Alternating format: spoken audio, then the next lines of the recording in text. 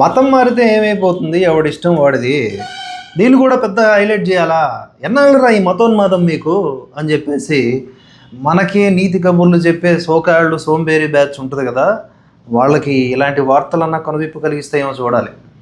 మతం మన కుటుంబంలో ఒకడు మారిపోయాడు లేదా ఒకరు మారిపోయారు అనుకుంటే అది భార్య భర్తల్ని, అత్త కోడల్ని, ఇలా మొత్తం కుటుంబాన్ని విచ్ఛిన్నం చేస్తుంది, ముక్కలు చెక్కలు చేస్తుంది. అప్పటి వరకు బొట్టుని యాక్సెప్ట్ చేసిన వాళ్ళు బొట్టు ఉంటే చూడలేరు, పూజ గదిని చూస్తే ఏవగించుకుంటారు, సాతాన్లు అంటారు, మనసులో తీవ్ర వేదన కలిగి ఉంటూ ఒక పిచ్చి ఉన్మాద స్థితికి చేరుకుంటారు మతం మారిన వాళ్ళు. వాళ్ళు నమ్మిందే నిజం, పక్కవాడి విశ్వాసం అసలు విశ్వాసమే కాదు అనే ఒక తారాస్థాయికి చేరుకుంటారు. సో ఇది పెద్ద మ్యాటర్ కదా. అందుకనే మత మార్పిడులు నిరోధించబడాలి. మతం మారడం అంటే ఏమిటి చెప్పండి? ఎవడు ఎలా పుట్టాడో అలా పెరుగుతూ పోతే ఈ దేశం బాగానే ఉంటుంది. కానీ ఈ కలుషిత వాతావరణాన్ని క్రియేట్ చేసే వాళ్ళందరికీ దూరంగా ఎందుకు ఉండాలంటే, మతం మారడానికి నిరాకరించినందుకు గొలుసులతో కట్టేసి అత్తామామలు హింసించినటువంటి ఘటన రాజస్థాన్లో చోటు చేసుకుంది, సిరోహి జిల్లాలో. దానికి సంబంధించి ఆ బాధితురాలే స్వయంగా కొన్ని వివరాలను వెల్లడించింది. ఆ వార్త ఒకసారి చూద్దాం. మతం మారమని రోజు కూడా తన అత్తామామలు ఒత్తిడి తెస్తున్నారని, తాను మారనని చెప్పడంతో చిత్రవధకు గురి చేస్తున్నారని వాపోయింది. ఇంట్లో గొలుసులతో కట్టేసి బంధించారని, శారీరకంగా చిత్రవధ పెడుతున్నారని చెప్పింది. అలాగే ఈ క్రమంలో అత్తామామలపై పోలీస్ స్టేషన్లో కేసు నమోదు చేసింది. ఈ విషయాన్ని తల్లిదండ్రులకు చెప్పింది, ఇలా వేధిస్తూ ఉన్నారని. అంటే పెళ్లి చేసుకునే వరకు ఒక లెక్క, పెళ్ళైన తర్వాత ఇంకో లెక్క. పెళ్లి చేసుకునే వరకు మీ మతం మా మతం ఏంటి, మన అందరి అభిమతం ఒకటే కదా, విశ్వాసాలు వేరైనా కూడా మొక్కేది ఒక్కడనే కదా అని సొల్లు కబుర్లు చెప్తారు.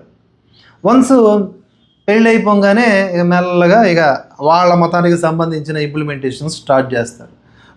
అని ధిక్కరించామా, అక్కడి నుంచి వీపు విమానం మోతే రకరకాల టార్చర్ థింగ్స్ ఉంటాయి వాళ్ళ దగ్గర, అవన్నీ ఇంప్లిమెంట్ చేస్తారు.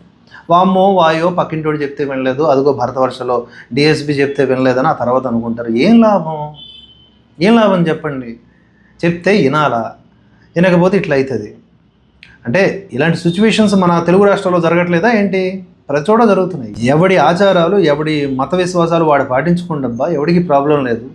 ఈ పబ్లిసిటీ, మార్కెటింగ్, ఈ మనస్సుని లేదా మతిని మార్చేటటువంటి ఈ విషపు పన్నాగాలు ఎందుకు అసలు? వివాహం జరిగిన కొన్ని రోజుల పాటు అత్తమామలు బాగానే ఉండేవారని, ఆ తర్వాత మతం మారమని ఒత్తిళ్లు పెరిగాయని, తననే కాదు తన మామ అందరిపై కూడా ఇలాగే ఒత్తిడి తెస్తాడని, సోషల్ మీడియాలో కూడా మత ప్రచారం ప్రలోభాలు చేయడం చేస్తుంటాడని ఆడు పిచ్చోడు అయిపోయాడు. ఆ పిచ్చోడు ఈవిని కూడా పిచ్చి చేద్దాం అనుకున్నాడు. హిందూ విశ్వాసాలను, దేవుళ్లను ఘోరంగా అవమానిస్తారని, క్రైస్తవ ప్రార్థనలకు రావాలని ఒత్తిడి చేస్తాడని కూడా చెప్పిందట. ఈ వేధింపుల్లో తన భర్తకి కూడా భాగం ఉందని, మరి భాగం ఉండదా వాడికి? వాడు చేసిందే మోసం మరి. దీంతో పోలీసులు కేసు నమోదు చేసి దర్యాప్తు ప్రారంభించారు. ఏం చేసినా కూడా ఇలాంటి ఆడపిల్లలు మళ్ళీ కాంప్రమైజ్ అయ్యి అక్కడ అడుగు పెట్టాల్సిందే, లేకపోతే జీవితాంతం వాళ్ళ నుంచి దూరంగా ఉండాల్సిందే. దూరంగా ఉంటే ఒంటరి మహిళగా బతకాలి, అదొక పోరు. ఏదేమైనా ఈ మతం విషయంలో ప్రతి ఒక్కరు, ఏ మతానికి సంబంధించిన మతస్థులు వాళ్ళ కాన్షియస్నెస్ మెయింటైన్ చేస్తున్నారు కదా, అలాగే హిందువులు కూడా వాళ్ళ ధర్మం పట్ల కాన్షియస్నెస్ మెయింటైన్ చేయాలి. అడుగు వేసే ముందే ఆలోచించాలి.